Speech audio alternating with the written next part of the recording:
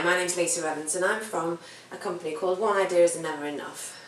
This is a graphic design company and I'm here to present some logos to you for the Green Mountain Publishing House. I've been doing some research with competitions such as Taschen and Rockport, who are also publishers of coffee table and art books. What the conclusions that we've drawn are that they exercise a traditional but very modern logo style, obviously very uncomplicated.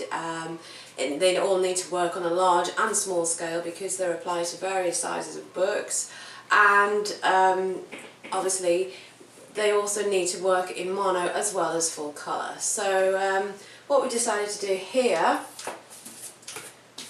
for the first example is to introduce some green, obviously, which relates to the title here, the green and the mountain. With regards to the mountain, there's an abstract series of circles which do actually represent a mountain range.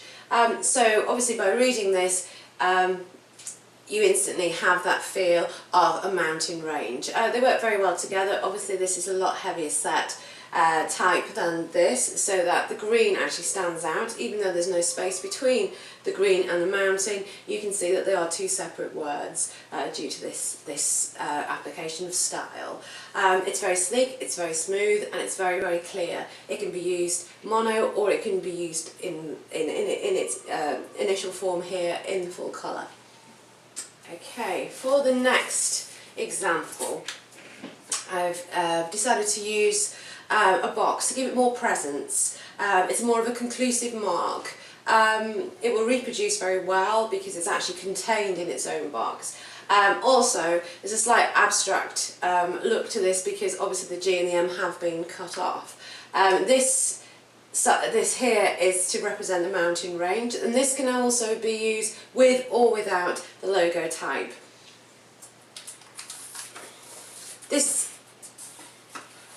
This logo also has been used here, yet again, obviously displaying the mountain range, but this has given more of a three-dimensional look. It could be representative of a book or a journal or something very similar. It gives a little bit of depth to the image, and it actually looks like there is some movement going on here. Using a lighter green than the previous gives a very modern look as opposed to that of being a deep dark green, which also looks very, very regal. The next idea here, we've used yet again this GM as the brand mark, but we've introduced a spot colour, hopefully of silver, but that could be used, that could be an actual derivation of black as well, maybe 50% black. There is quite a bit of movement going on here because of the gradient that's running from the top to the bottom. Gives it lots of warmth and lots of depth. The logo here is actually embossed as well, so it gives that yet again three-dimensional look, also with a drop shadow, which really does enhance it. The logo type down here can be used with it or it can be split away from it, as we will see here when it's used in stationery. Obviously the brand mark is up here and the actual logo type's down here on the letterhead, the same on the complement slip. With the business card, obviously there is no drop shadow on there or anything because the business card is actually round. It's still 55 millimetres in diameter, therefore it should still fit all the business card wallets as such. It also gives us a slight amount of differentiation. Here we have the logo applied to the spine and the logo applied to the front cover. It's also in its own black box, so it doesn't fight with what is actually on the cover.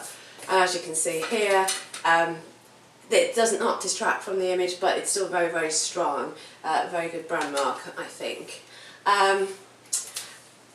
Right, I would like to thank you very much for your time, and if there's any questions, please have no hesitation in asking. Thank you.